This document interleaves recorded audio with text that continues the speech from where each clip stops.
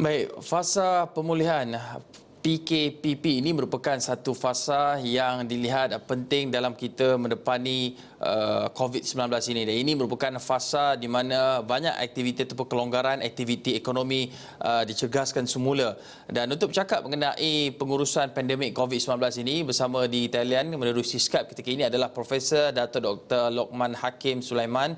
Beliau ahli kumpulan penasihat WHO bagi rangka kesiapsiagaan pandemik influenza Jeneva. Dan Assalamualaikum Prof, melihat kepada fasa-fasa yang dilakukan oleh kerajaan dalam mendepani ataupun menangani pandemik COVID-19 ini, apa pandangan umum Prof secara umumnya melihat kepada pergerakan daripada 18 Mac kita melaksanakan PKP, kemudian PKPB, kemudian dalam waktu yang sama jika ada suatu kawasan yang targeted area perlu diperiksa, kita melaksanakan PKPD, dan kini kita bakal memasuki fasa pemulihan PKPP di mana banyak aktiviti ekonomi sudah mula beroperasi. Pandangan umum Prof.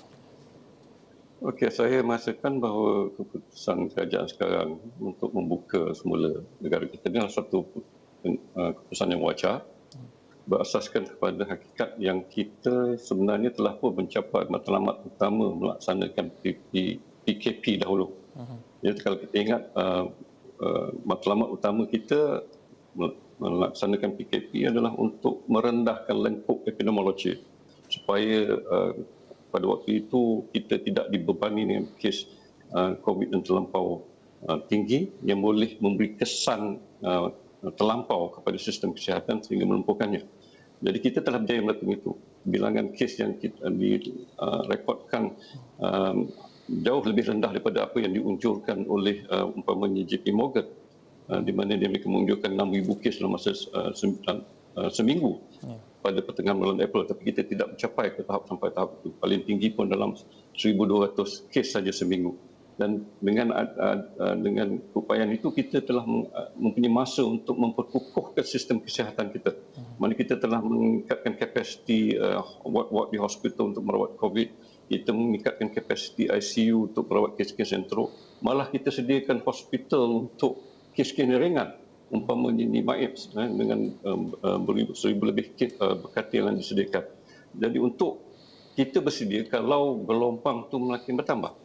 Jadi maknanya kita telah pun mencapai meningkatkan kepayaan kita, dan kepayaan diagnostik itu umpamanya daripada beberapa ratus sehari di awal wabak kita telah berjaya meningkatkan sampai 30,000 ujian sehari.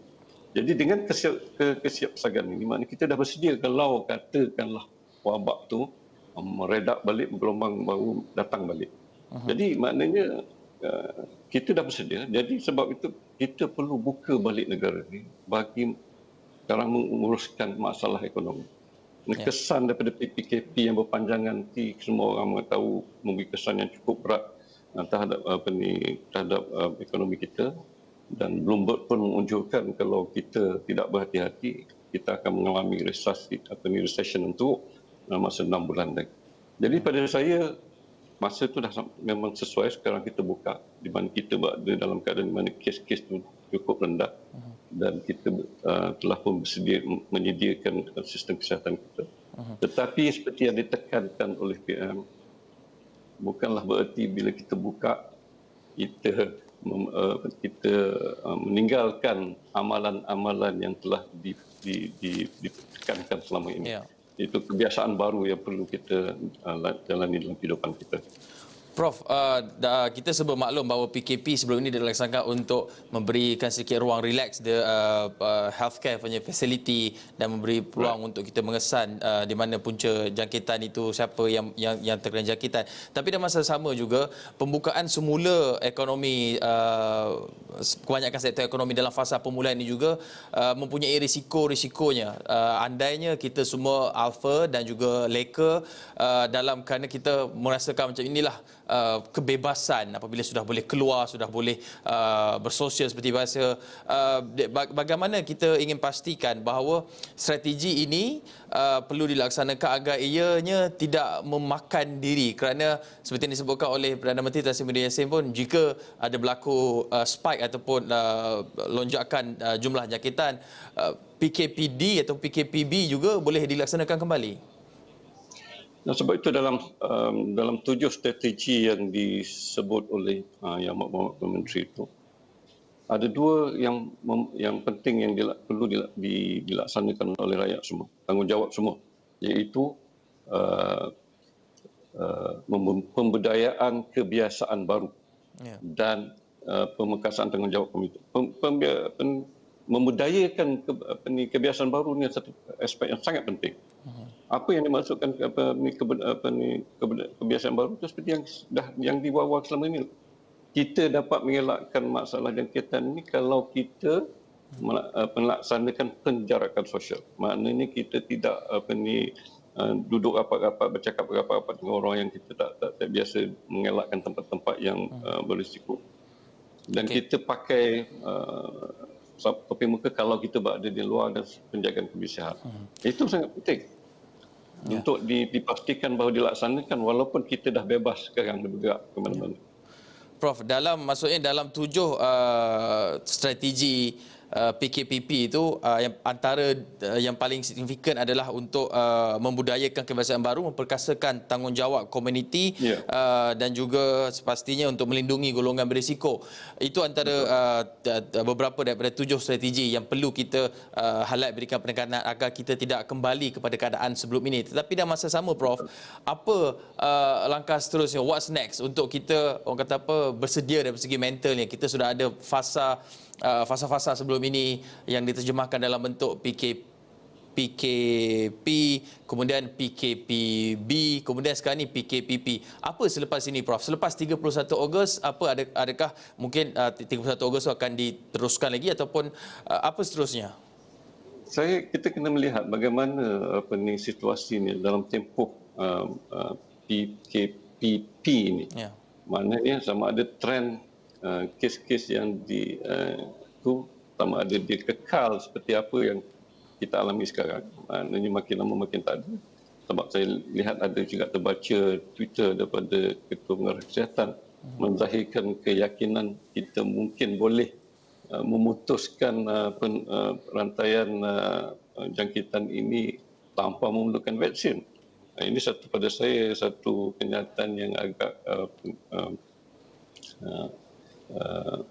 keyakinan yang agak tinggi lah pada di Kementerian Kesihatan. Tapi kita kena lihat, kena fahami bahawa banyak lagi benda-benda yang kita tidak berapa pasti dan tahu.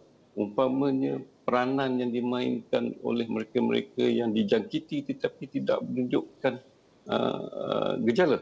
Asymptomatic. Apa yang dimaksudkan asymptomatic carrier? Apakah peranan dia dalam penularan?